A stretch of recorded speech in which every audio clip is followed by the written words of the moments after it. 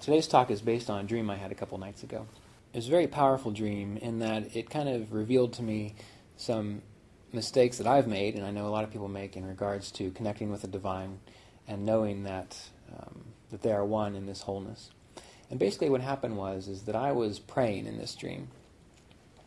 And I was praying to God, but in the dream God was like the sun.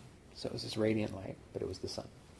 And as I was doing this, I could feel, I noticed that I was in a state of almost feeling like not worthy, or like I had to beg, or like my prayer was really trying to get something from the sun or God.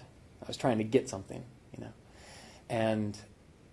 and I was doing that, and it went on for a long time, and finally, I guess the sun or God realized that I wasn't quite getting it, and so it came down and said, "You're doing it all wrong."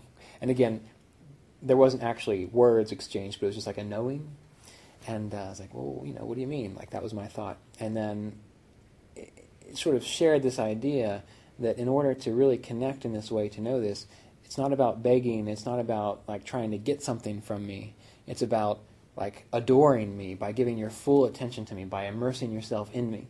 I thought, okay.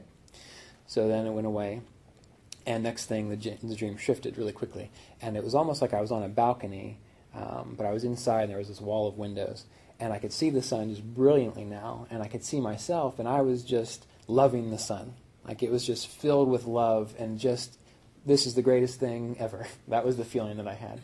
And then that continued, and as the dream progressed and it ended, there was this real feeling of knowing and connection. So all those things that I was praying for, all those things that I was thinking that I needed, they were just taken care of.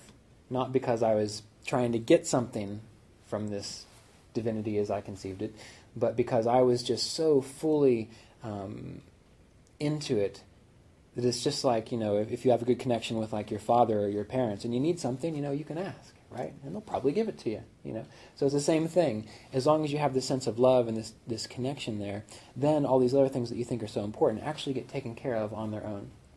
Okay? And so this brought up, similar to what we did with this meditation today, how we acknowledged where we were in our bodies, how we felt, what we were thinking, what we were feeling, and we realized that is our baseline. That is just the reality of where we are right now. That is the current state of our consciousness.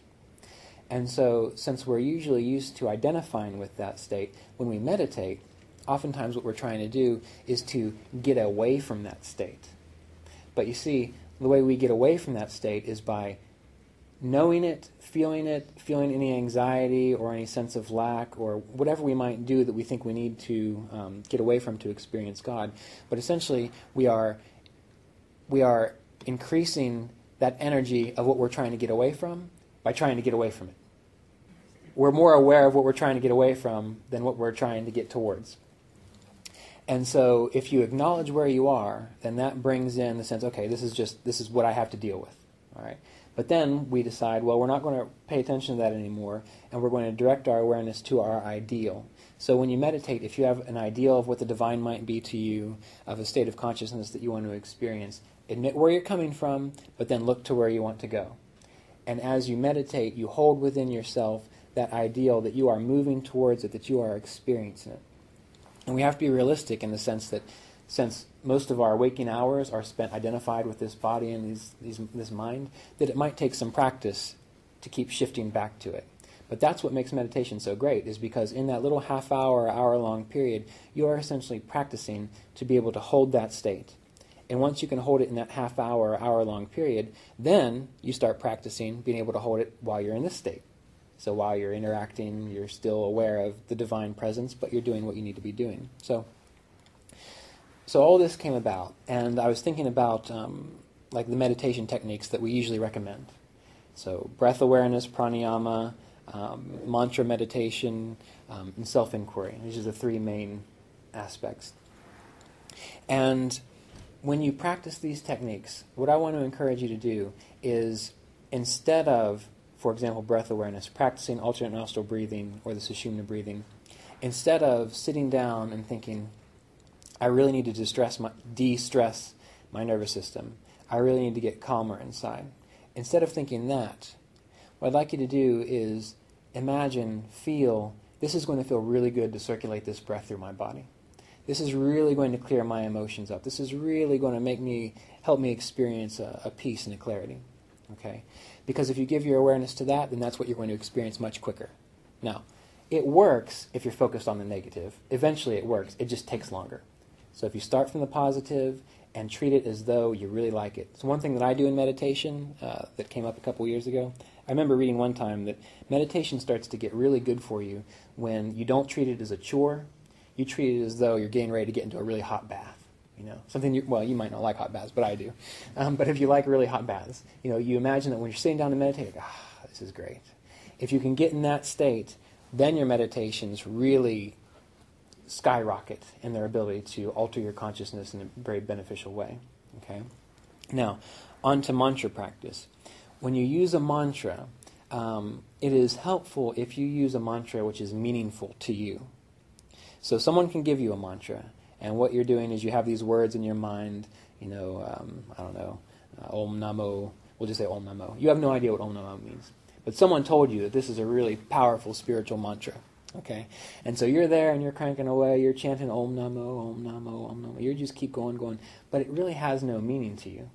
And so essentially what you're doing is you are replacing all these random thought processes with this one particular thought. And that works, but it works so much better if you have a mantra that represents something meaningful to you. For example, a mantra that I really enjoy using is Om Namah Shivaya. Why do I like that mantra? Because my personal concept of the divine is like infinite vastness. It's big. It's everywhere. And Om Namah Shivaya essentially represents the infinite consciousness. So when I'm chanting that, I'm really Om Namah Shivaya, Om Namah Shivaya. I'm really getting into not just the words, the sound frequencies, but also what that represents. Okay? So if you have a Sanskrit mantra that you know the meaning of, and it's meaningful to you, fine, use it.